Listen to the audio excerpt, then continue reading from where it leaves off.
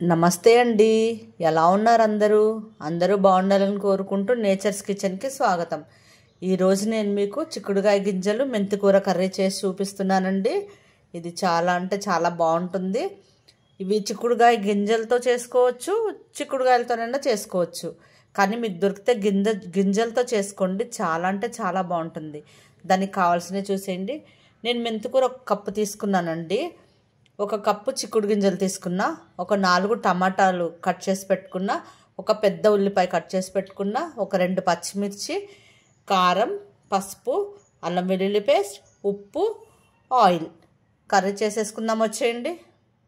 Stove మీద కుండ పెట్టేసుకున్నానండి. Stove వెలిగించుకుందాం.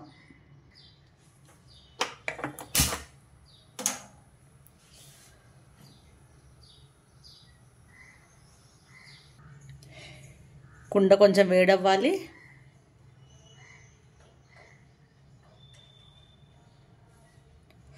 మెంతికూర ఇప్పుడు మనకి బాగా దొరుకుతుంది కదండి. దొరికినప్పుడు బాగా యూజ్ చేసుకుందాం. మెంతికూర వల్ల చాలా హెల్త్ బెనిఫిట్స్ అయితే ఉన్నాయి. మెంతికూర రెగ్యులర్గా కర్రీలో తీసుకోవడానికి ట్రై చేయండి. ఆయిల్ వేసేస్తున్నా అండి. ఆయిల్ వేడయ్యేలోగా నేను మెంతికూర కొంచెం సన్నగా కట్ చేసి పెట్టుకుంటా. ఆయిల్ వేడైంది. ఉల్లిపాయలు, పచ్చిమిర్చి వేసేస్తున్నా.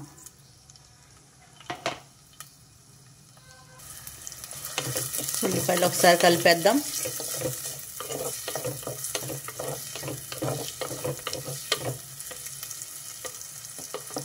ఇవి కొంచెం వేగాలి. ఉల్లిపాయలు ఈ మాత్రం వేగితే చాలు. ఇప్పుడు సన్నగా కట్ చేసి పెట్టుకున్నా కదా మెంతికూర, అది వేసేస్తా. ఈ మెంతికూర కొంచెం నూనెలో వేగితే చేదు అనేది రాదు. దీన్ని కాసేపు వేగనివ్వాలి.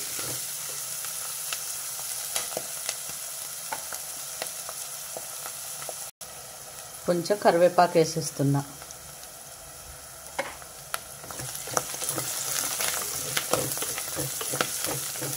మెంతికూర ఇంకొంచెం వేగాలి. మెంతికూర, ఉల్లిపాయలు వేగిపోయినాయి. కొంచెం పసుపు వేసుకుందాం.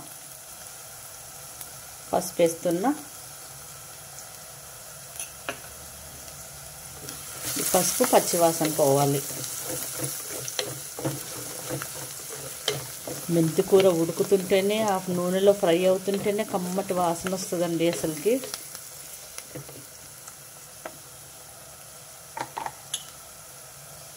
పసుపు పచ్చివాసన పోయింది. 1 స్పూన్ అల్లం వెల్లుల్లి పేస్ట్ వేసా.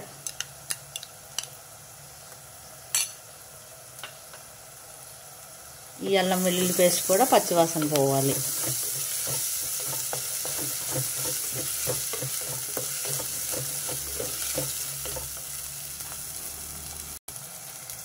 అల్లం వెల్లుల్లి పచ్చివాసన పోయింది. ఇప్పుడు చిక్కుడుగా గింజలు వేసేసుకుంటున్నాం. విడిగా కూడా అమ్ముతారండి చిక్కుడుకాయ గింజలు. అలా దొరికినప్పుడు తెచ్చేసుకోండి. డిఫరెంట్గా తిన్నట్టు ఉంటుంది, చాలా టేస్ట్ ఉంటుంది కూడా. ఇవి కాస్త నూనెలో వేగాలి. చిక్కుడు గింజలు కొంచెం మగ్గాయి. ఇందులో కట్ చేసి పెట్టుకున్న టమాటా వేసేస్తున్నా. ఇది కొంచెం వాటర్ వేసి ఉడకబెట్టుకోవాలి, గింజలు ఉడకాలి కదా.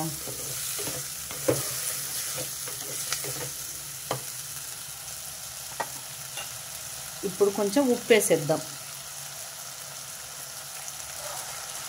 నేను గళ్ళుప్పు వేసానండి. ఒకసారి కలిపేసి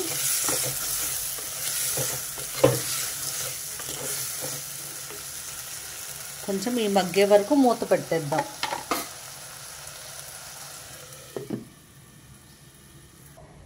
ఒకసారి కూర కలుపుకుందాం.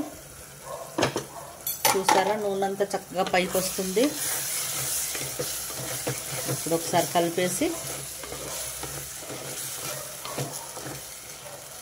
కారం వేసుకుందాం. కారం ఎవరి టేస్ట్ తగ్గట్టు వాళ్ళు వేసుకోండి.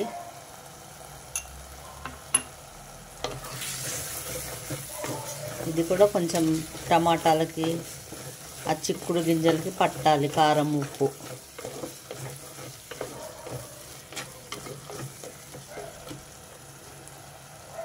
ఒక 1 మినిట్ మూత పెట్టేద్దాం. ఒకసారి కూర చూసుకుందామండి. టమాటా కూడా చక్కగా మగ్గింది.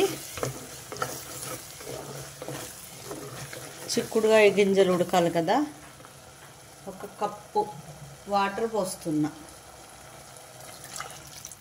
ఒక చిన్న గ్లాస్ అనుకోండి. ఇప్పుడు ఉప్పు చూసేసుకోండి. ఈ టైంలో ఉప్పు కారం ఏది కావాలన్నా ఇలాంటప్పుడు వేసేసుకోవచ్చు.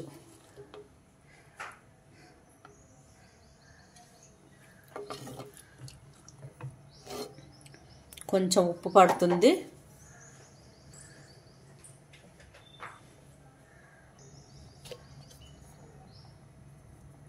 వేసేసా ఉప్పు. కలిపేసి చక్కగా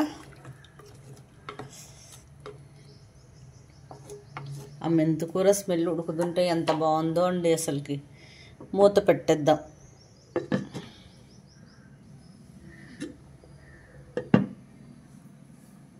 స్టవ్ సిమ్లో పెట్టేసుకోండి. చక్కగా నిదానంగా ఉడుకుతాయి.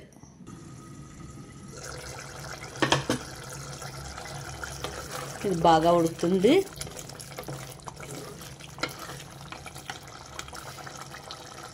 చిక్కుడుకాయ గింజలు కూడా ఉడికిపోయాయి. ఇంకొంచెం దగ్గరకు వచ్చే వరకు ఉంచి దింపుకుంటా నేను. ఇంకో 2 మినిట్స్ ఉంచుదాం.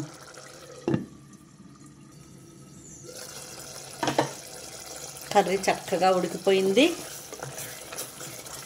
ఇప్పుడు కొత్తిమీర వేసేద్దాం.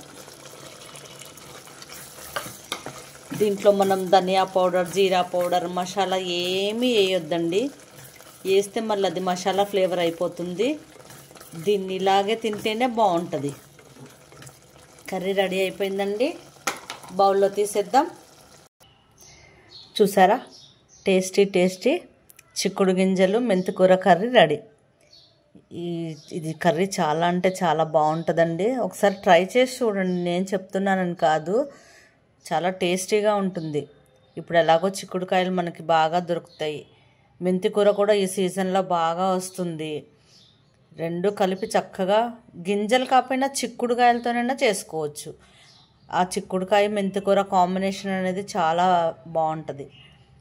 ఓకేనండి, ఈరోజుకి ఇదేనండి వీడియో. మరో మంచి వీడియోతో మళ్ళీ కలుద్దాం.